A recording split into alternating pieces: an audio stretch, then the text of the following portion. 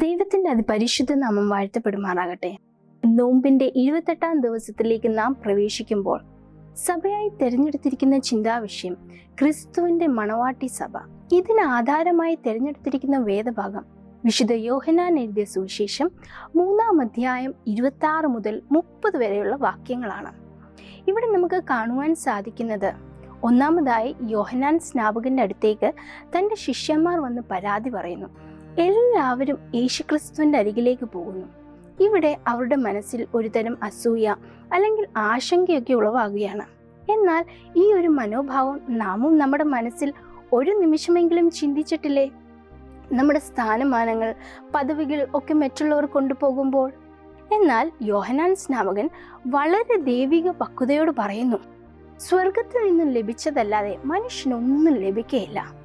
എന്നെ കേൾക്കുന്ന പ്രിയ ദൈവമക്കളെ, നമ്മുടെ ഏത് ശുശ്രൂഷയായിക്കൊള്ളട്ടെ അത് ദൈവത്തിൻ്റെ സമ്മാനം. ഇനി സ്ഥാനമാനങ്ങളായിക്കൊള്ളട്ടെ അത് ദൈവത്തിൻ്റെ ക്രമീകരണം. ഇനി ഫലമായിക്കൊള്ളട്ടെ അതും ദൈവത്തിൻ്റെ തീരുമാനം. അടുത്തതായിട്ട് 28ാം വാക്യത്തിൽ യോഹന്നാൻ സ്നാപകൻ വളരെ വ്യക്തമായിട്ട് ഇവിടെ പറയുന്നു, ഞാൻ ക്രിസ്തുവല്ല, അവന് മുൻപായി വന്നവനാകുന്നു.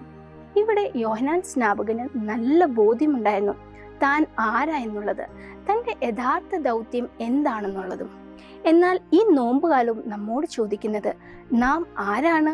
നമ്മുടെ യഥാർത്ഥ ക്രിസ്തീയ ദൗത്യം മനസ്സിലാക്കിയാണോ നാമും ജീവിക്കുന്നത്? അതോ എല്ലാം വെട്ടുപിടിക്കുന്നവരായി മാറിക്കൊണ്ടിരിക്കുകയാണോ? എന്നാൽ നാം ആയിരിക്കുന്നിടത്ത് ഉപ്പായും വെളിച്ചമായും മാറുവാൻ സാധിക്കുമ്പോഴാണ് യഥാർത്ഥ ക്രിസ്തീയ മൂല്യം നമ്മളിൽ വെളിവാകുന്നത്. അടുത്തതായിട്ട് 29ാം വാക്യത്തിൽ ഇപ്രകാരം പറയുന്നു, മണവാട്ടിയുള്ളവൻ മണവാളനാകുന്നു. മണവാളിന്റെ സ്നേഹിതനോ നിന്ന് മണവാളിന്റെ സ്വരം കേട്ടിട്ട് അത്യന്തം സന്തോഷിക്കുന്നു. ഈ എൻ്റെ സന്തോഷം പൂർത്തിയായിരിക്കുന്നു. ഇവിടെ യോഹന്നാൻ സ്നാപകൻ നാം ആകുന്ന സഭയെ മണവാളനായ ക്രിസ്തുവിൻ്റെ മണവാട്ടിയായിട്ടാണ് മനോഹരമായി ചിത്രീകരിച്ചിരിക്കുന്നത്. എന്നാൽ യോഹന്നാൻ സ്നാപകനും അവൻ തന്നെ താൻ മണവാളിൻ്റെ സ്നേഹിതനായിട്ടാണ് ഉപമിച്ചും ഇരിക്കുന്നത്.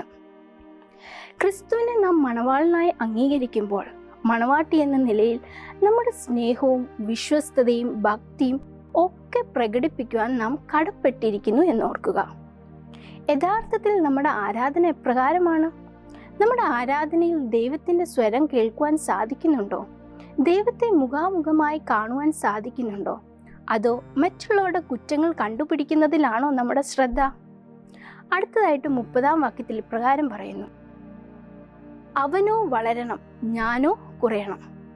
അവനോ വളരണം, ഞാനോ കുറയണം. ഈ ഒരു മനോഭാവം നമ്മളിലുണ്ടോ? നാം ഒന്ന് മാറിക്കൊടുത്താൽ അവർക്ക് ആ സ്ഥാനം ലഭിക്കുമെങ്കിൽ, അവർക്കത് സന്തോഷമാകുമെങ്കിൽ, ആ സന്തോഷത്തിൽ നമുക്കും ആത്മാർത്ഥമായി സന്തോഷിക്കാൻ സാധിക്കുമെങ്കിൽ അതാണ് യഥാർത്ഥ ക്രിസ്ത്യ മൂല്യം. അതല്ലാതെ ഞാൻ മാത്രം, എൻ്റെ കുടുംബം മാത്രം, എനിക്ക് മാത്രം വേണം എന്നൊക്കെയുള്ളൊരു ചിന്തയാണോ നമ്മളെ ഭരിക്കുന്നത്?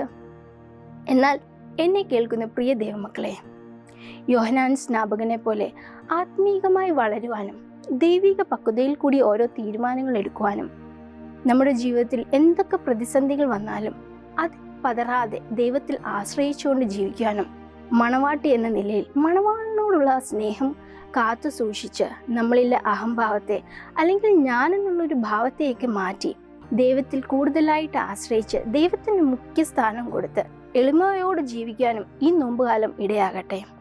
പാട്ടുകാരൻ ഇപ്രകാരം പാടുന്നു, എല്ലാം ദാനമല്ലേ, ഇതൊന്നും എന്റേതല്ല, എല്ലാം തന്നതല്ലേ, ഇതൊന്നും ഞാൻ നേടിയതല്ല. നമുക്ക് കണ്ണുകളെ അടയ്ക്കാം, പ്രാർത്ഥിക്കാം. ഞങ്ങളുടെ സ്വർഗസ്ഥ പിതാവേ, ഈ നോമ്പുകാലം ഞങ്ങൾക്ക് മറ്റുള്ളവരെ കരുതുവാനും സ്നേഹിക്കുവാനും യോഹന്നാൻ സ്നാപകനെ പോലെ ആത്മീകമായി വളരുവാനും ലൗകികമായ ചിന്തകളിൽ വ്യാകുലപ്പെടാതെ ഞങ്ങളെ ഏൽപ്പിച്ചിരിക്കുന്ന ആ ക്രിസ്തീയ ദൗത്യം പൂർത്തിയാക്കി വീണ്ടും വരുന്ന ക്രിസ്തുവിൻ്റെ വലതുഭാഗത്തിരിപ്പാൻ ഞങ്ങളെ അവിടുന്ന് യോഗ്യരാക്കണമേ. ഈ നോമ്പുകാലം ഏറ്റവും അർത്ഥപൂർണമായി തീരുവാൻ അവിടുന്ന് ഇടയാക്കണമേ.